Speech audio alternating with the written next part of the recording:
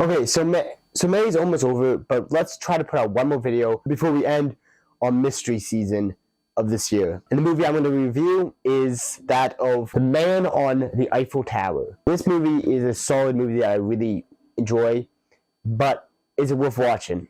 Let's start with some negatives. I would say the negative sides to this is, of course, as I talked about in my previous videos this month, really the quality is not as good. Because you're dealing with older movies, and I get it, we need to get used to the fact that we're spoiled nowadays with our quality. And quality wasn't as good back then. Not every movie could be in 4K. Well, actually, no movies could be in 4K, but you know what I'm saying? Like, not all movies could be The Wizard of Oz level of good. Anyways, but yeah, so that's a basic negative. But the other two big negatives I would say about this movie is, one, the acting, while not bad, has moments where it's like, that's not good. That delivery was just not good. Like, there's this one scene where, like, this guy's getting arrested, and his wife comes up and is like, what are you doing? He's like, I'm going down to the station with this police officer. And she's like, okay, have fun. It's like I feel like I put more drama into it than it actually happened. It was like, yeah, go do that. Okay, have fun. It kind of reminds me of, like, what's going viral right now on the internet about, that proposal that just is the most, like, more bland. Will you marry me? I will. Like, it is like that type of, like, just no emotion in it at all. It's like, okay, I feel like if I was the director of that movie, I'd be like, okay, and cut. Okay, guys, let's put a little bit more emotion in this time. Like, but it's like, nope. He's like, okay, cut, and that's good enough. Let's move on. It's like, it was kind of just, yeah, it was a very interesting like a very interesting delivery. And I feel like it's less on the actors than it's on the director in that case of, like, okay, because you see other scenes with these same actors and they're doing a great job acting, so I don't feel like it's the acting that's the problem. I feel like it's the director that's the problem in that case. The other big one I would say is, like, the opening.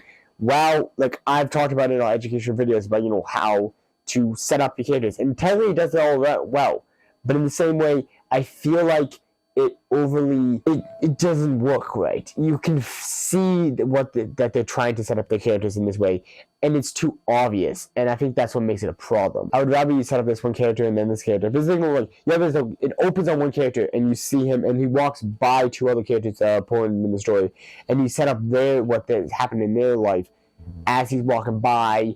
It cuts away to them for a second, and then it comes back to him as he continues on his way. But it's like, okay, yeah, great way to do it, but in the same way, something about the writing of it just didn't work. So I would say those are the bad things about this movie. I would say the positive things would be, one thing, there's the story. Like, I love it how this movie, like, you set up in the beginning who the murderer is, but in the way, it's like kind of in the way that, like, the movie, extremely wicked, shockingly evil, and vile. In that movie, you follow, Ted Bundy, but you turn it from his side of the story, so you don't reveal until the end that he's actually the one who did it. In the same way, you know who did it in this movie. In the very beginning, you don't see it until the very end that it actually all comes out. But it's like, you know who did it. It's like, even more than, like, something like that, like like the movie that Ted Bundy is. Like, it really shows it in this. Like, it really is like, okay, yeah, you know who did it. Like, it's very obvious. Like, he's flat out being like, yeah, he's kind of admitting that he did it, but he's like, you'll never catch me. Like, there's no proof that I did it, type thing. And he's like mocking the cops. And that's one of my favorite scenes, is that when the police detective, he's like, the whole movie, this guy's just like, oh yeah, you're never gonna figure out it's me. There's no way of proving it's me. And eventually he just plays the same game as this guy. And it's like, okay, they come to this house, the house where the first murder took place, and the guy's like, oh yeah, those two women who just went in there, one of them might kill each other, because there's a whole storyline with how they're both fighting over this one guy, and the police detective is like, okay, let's go find this body after one of them dies. Like, he just plays into, like, he just casually walk in the house, knock off mud off of his boots, just walks upstairs, like, let's go find this corpse, and, like, he's just completely chill about it, and then, like, you reveal why he's so chill about it. But he's like, I love that scene. Like, he became my favorite character in that moment. The other character I really liked was at the very beginning, owner of the restaurant that they kept going to. At the beginning of the movie, I liked him.